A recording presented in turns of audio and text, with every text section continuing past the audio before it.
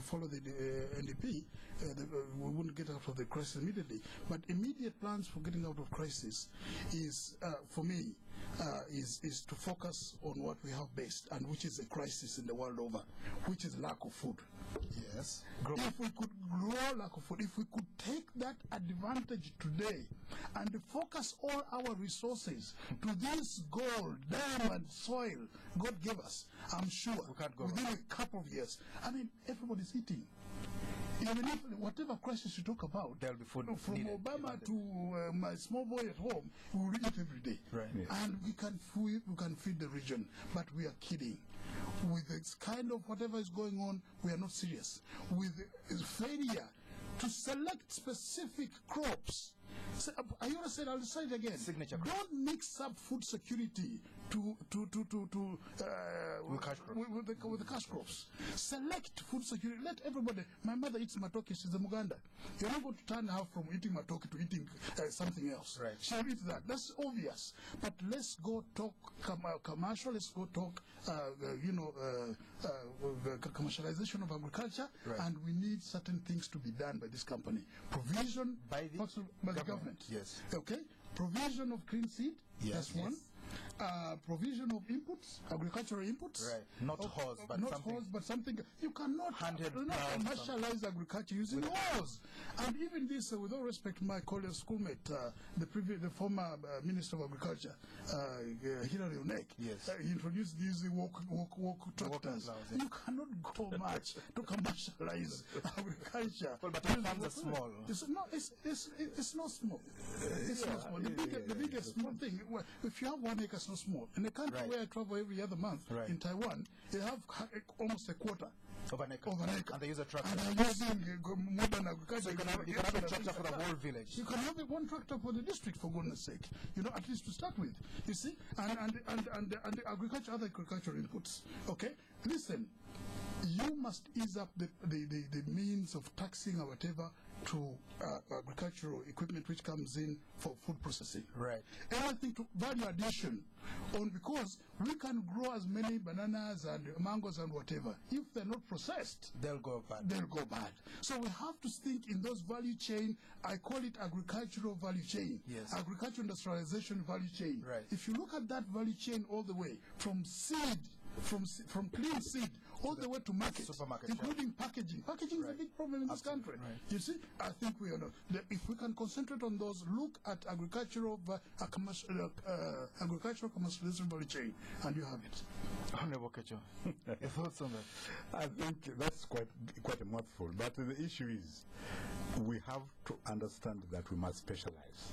Yes. We must focus on where we have the greatest comparative advantage. That is particularly important. And yes, I agree. As it says, there is, of course, agriculture, where about 80% of our people, right, actually depend. Right. And they're busy working out there. And by the way, in Uganda, it appears most of the people working now, because of the small plots and so on that we have, are just women. Most people in the sector are actually women. Yes. Housewives. And you see every day in the trading centers, when I go to my villages, they shop with baskets on their heads. They are the ones who are toiling. Even me, I employ about 100 women every day, trying to weed my crops. Right. You see? The second thing which we must not forget, and this is where I have a problem with the high interest rates, is how to stimulate the SMEs. Yes, the small and medium scale. Small and medium enterprises. Right. Because when I talk about value addition, they are the ones that we must focus on. When I talk about import substitution, they're the ones who actually will have to do this. So we should not forget them. That is the slot for industry. How do you help SMEs? Venture capital or what? Give them venture capital. Give them funding. Loans which they can afford, right, and it's favorable. Don't raise interest rates under the pretext of fighting inflation. You have got to find a way.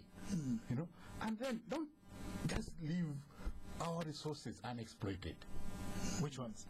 There are many. Go on. Oil is there. Oil is coming. It's coming. What, Yes. For how long has it been coming? Since 1926. It can't just keep coming. Right. It must be there.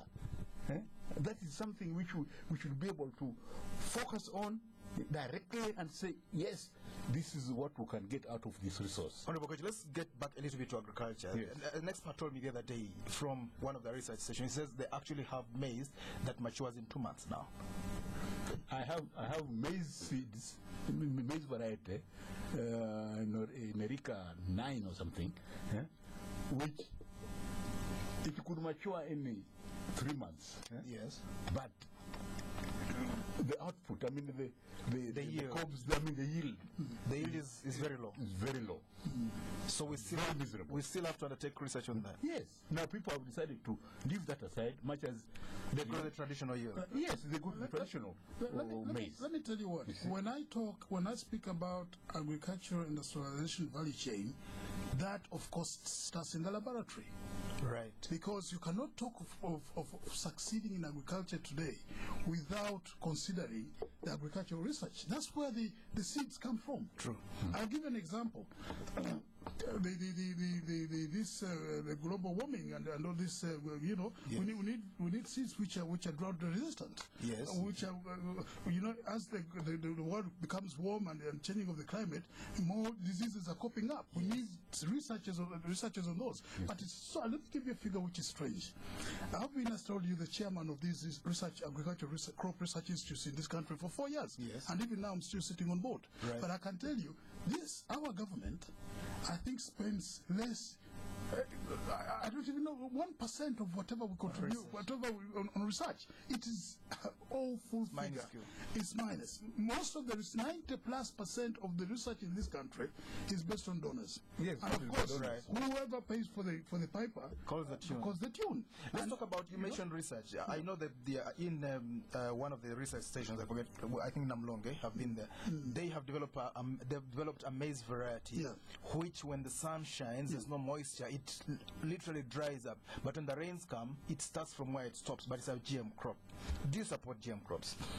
I support GM crops, and I'm the current chairman of Uganda Biotechnology and Biosafety Consortium, which we've just formed up, which constitutes all peoples of different walks of work. Right. But the problem is, we need GM. We need the law. I told you, Uganda has the best scientists in the region.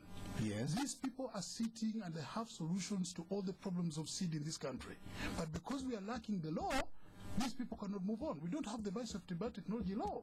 And It could affect our exports to Europe, for instance. it Europe is has a absolutely nothing to do. Listen, if we don't stop thinking about Europe and for once start thinking about ourselves, there is a reason why they're scared about GMOs. For my opinion, I may not go into that. But Tell us a little bit about that. But you are eating the GMOs already. Yes. I'm not saying medicine. Why don't We're you talk using about medicine why don't since you the talk 70s. about the GMOs in medicine? Right. When more than 50% of the vaccines we take are GMOs. GMOs. What's wrong with the foods? What's the tablet and the food you're eating? So there's no problem with GMO. However, crop GMOs, we have to be careful. Much as we support it, yes, we must get all our problems solved of the resistance to this and that, but we have also to be careful because it's a technology which somebody can misuse. So what we are saying, Biological warfare, for example, what we are saying, if we have the right institutions in place, first of all, we have our own scientists, Uganda is doing it. Right. This is not skyrocket, because it's not going to the moon. Doing it here. It's biology. It's an extension of it's technology. our people sitting in the labs and doing it themselves. Right. So that's one. Two, if we have the right institutions in place to check and cross-check whatever's happening in those institutions and make sure that they are for the benefits of the right benefits, then why not? Three, I tell you what, even if we don't like GMOs in this country, Kenya has enacted the law. South Africa, Kenya, South Africa, Egypt. and all these countries. And do you tell me how you're going now to maintain the border between Uganda and Kenya Right. to avoid any foreigner to bring in a maize of seed which is GMO? So even if you don't want the GMOs, you must have a law you must have a law to control even the movement itself. So it's really, we need this law. Our sons are waiting to solve all our agricultural problems in just a few years. Using, again, lastly, if you want to solve a problem of, say, banana bacterial wilt, which is giving us a lot of problems, do you know, as we speak today, there is already a product in Kawanda which is resistant to banana bacterial wilt, and yet our people are suffering and dying of hunger and suffering of food around simply because we don't have a law. So I prayed to the government today that they let them work through Minister of Finance, because unfortunately the biotechnology law is through Minister of Finance. They should work as fast as possible to get out this law so that we can start solving the problems of drought resistance and disease resistant kind of seeds in this country. And of course they've done already some, but on the tomatoes, they've given us tomatoes that don't grow. They last a long time. Yeah, but also one thing which I think we have to understand is that much as we have got the best scientists in this country, yes, we have got the best soils in this country. You know, we have got some kind of goodwill. Yes, you know, the problem we have is how to translate all this into production. Yes, that is really my worry. I've been told by many scientists in Kawanda, Namulonge, and so we have got all these things here, but they cannot translate these into, they cannot even give them to the farmers. There's a gap in the middle. There's a gap in the middle, and that gap has got to be filled by the politicians, or the policymakers. By the policymakers. It has got the patent law, for example. This has to do with that. We may not have to discuss that, but the patent protection law, for example, is partly that because of that. The scientist has done his whatever. He has how do you protect? That's one of the issues. You see? Well, that's a very big problem. You can't grow without growing the knowledge industry. You can't grow without growing the knowledge industry. Of course you can't. You'd kill innovation if you don't protect. Exactly. Listeners, this is Spectrum on Radio 1. Tonight, the persistent poor economic situation in Uganda. How can we revamp the economy and make it sustainable? Experts are in the studios to talk to us about this. You too can call in now. Our numbers 0414 348 111 0312 260 390 0312 261 390. Someone is working on the phone lines right now. Your calls should be able to come in less than a minute's time. Honorable Oketcho, where do you put the blame? Is it the civil service? The president has always complained about the civil service. Is it? Yeah, of course. It's not well politicized or what? They are the implementers of all government policies. You can produce the best plan, but if it falls on the desk of some civil servant who does not know how to translate it into some operational technologies and so on, we have wasted our time. How do you overcome that? Yes. Get people in those positions who are conscious of what the country needs, and they are also responsible enough to implement what they have been told to implement. The president has tried to get technocrats into many of these offices, the Ministry of Finance, the Ministry of Health, the Ministry of Agriculture, Works and Engineering. Okay. I have... Yes? Hello? Yes, okay. Hello? Yes, sir, your name? This is Nsubuga bin Chabazinga. Yes? I've really been impressed by the gentleman in there. But Chabazinga. I want to know from them how much lobbying have they done for Parliament, for example, to put in place a policy in favor of what they have theorized or they have come up with. And two, do we have a committee on science and technology in our Parliament? If we do, how much has it done? Or if we don't have, why don't you lobby so that we have that one? Because that will be the engine for developing this country. Thank you. Spectrum, hello. Hello. Okay, we lost you there. Hello. We lost. Okay, Spectrum, hello. Okay. Hello. Well, you can still call in. Yes, hello. Yes. Your name, this sir? This is Tumwine Max. Yes. You see, understanding science in some of these things will take us nowhere. Today, when you look at our methods of farming, we are using indigenous methods. We are just depending on God for rain. This will take us nowhere. As we speak today, the soils of Uganda today have been overfarmed overexploited. Some areas now are in a state that no crop can come.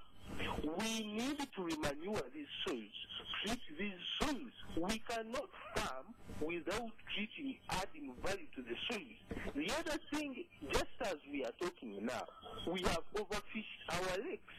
We don't introduce methods and hatcheries, bring in more fish such that we develop. Then the other thing lastly is, I don't believe today this problem we are crying about electricity, yet we have granite in Kabare which can make nuclear power and we export. I mean, nuclear is not a science that we should get scared about, that God gave it only to the white people. Even Africans, we can make nuclear energy. Thank you. Interesting. Nigeria is experimenting on nuclear. Hello, Spectrum. Hello. Yes, this is Kraita Masega. I want to commend Mr. Nsubuga. One of the historical events in this world is that there's no economy that has ever developed without first transforming the agricultural sector. Now we are having our parliamentarians changing from one end to another. Now oil is a big issue. They are forgetting real issues which can transform these countries in no time. There is no way you can develop any institution or any country when people actually don't have food, they don't have the basics. Where we have cooperative advantage, we are running away from it. That's mine, Edmond. Bye. Very interesting. Talking about the Dutch disease, we'll talk about it. Spectrum, hello? Hello? Hello? Yes, sir, your name? Hello? Hello, you're live on Spectrum. Your name? Hello? Hello? Okay. Spectrum, hello? Hello. Yes, your name? Good evening. Good evening. How is it?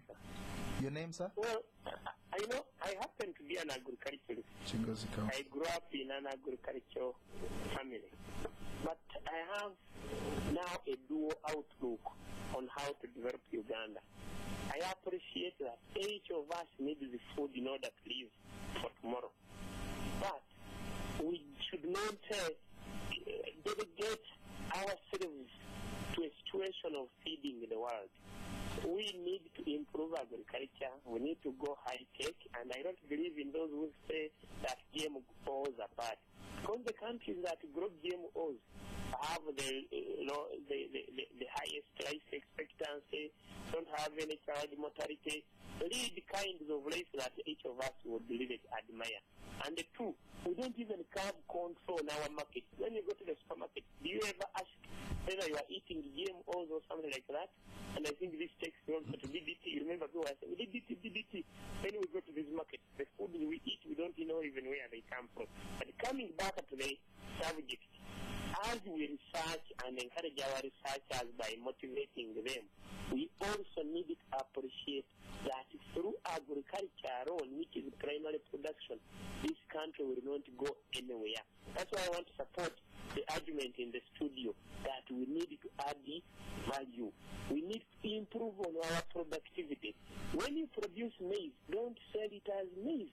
Produce warrage out of it, produce spirits, make jeans, and make high-quality flour, such that when you sell it, you are selling also labor, you are selling skills.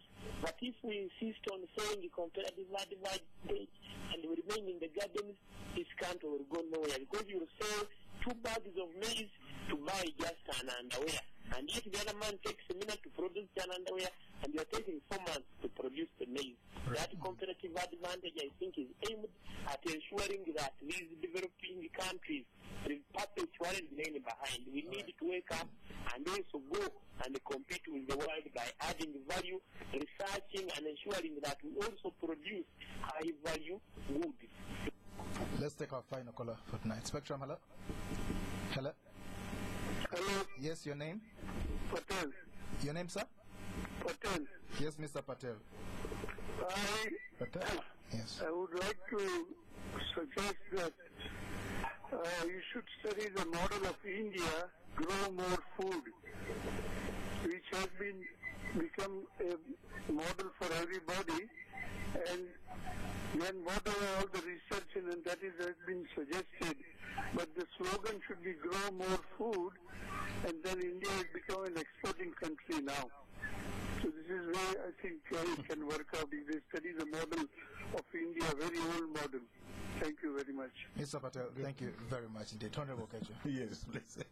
I think really I may thank the audience out there and especially the callers for having raised such interesting points, which actually enriched our discussion.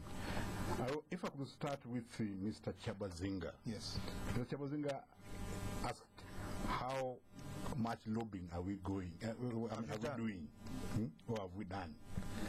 My organization, African Parliamentarian Poverty Reduction Network, is a lobby group for the whole of Africa. For the whole of Africa, it works with parliaments to ensure that governments focus on policies and practices and actions that are supposed to reduce poverty in Africa, and we're doing this through the budget. The budget, because as you know, increasing government expenditure. No, not increasing government expenditure, but using the budgetary processes, yes, to allocate. There's what called allocative efficiency, yes, in budgeting. Yes, to allocate funds to the most needy areas, either on agriculture, with industry, or women, gender budgeting, and this kind of thing. Right. Now, this is one way of lobbying, and we've been doing this for the last 4 or 5 years, and it is bearing fruit from what we know. Right. Ghana has used it very much. Most African countries in the Sahara have now adopted to what we call the allocative efficiency of budgets. As you know, governments spend the most of the natural resources themselves. In fact, the money available is mainly spent by government. For example, Uganda now you are talking about 7 trillion or 10 trillion. Yes. Yes, that's a lot of money. Right. And if it can be allocated properly through the budget process, it can actually go very far to reduce poverty and relieve the country. Now, he asked whether there is a committee in the Parliament of Uganda. Being a former parliamentarian, I think I should answer this. Yes. There is a very, very strong committee of science and technology in the Parliament of Uganda. Right. I think the last chairman was Honorable Joseph Delpi from Nakfuma. Right. Yes. Okay. Yes.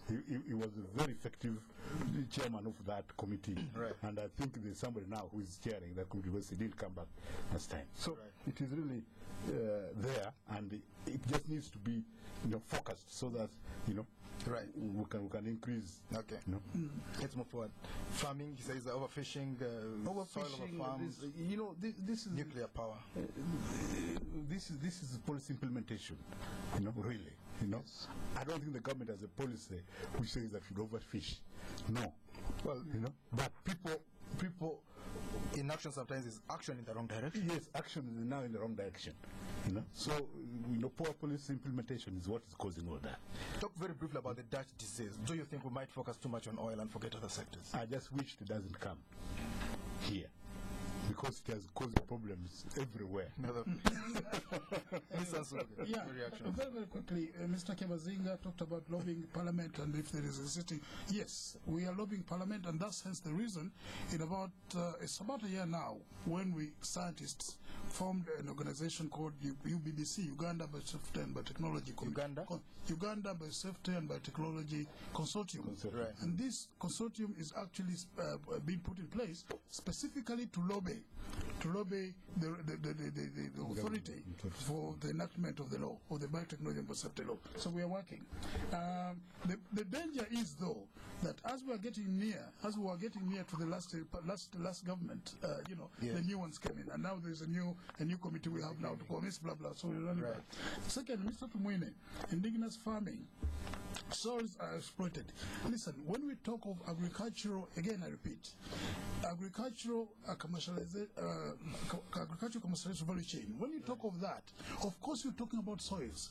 We need this country, repeat, to select a specific cash crop we are going for, and then test the soils over those areas we've selected. They're going to be grown, and know the status of those soils, and therefore we know what we are applying, and therefore we'll maximize on the yield.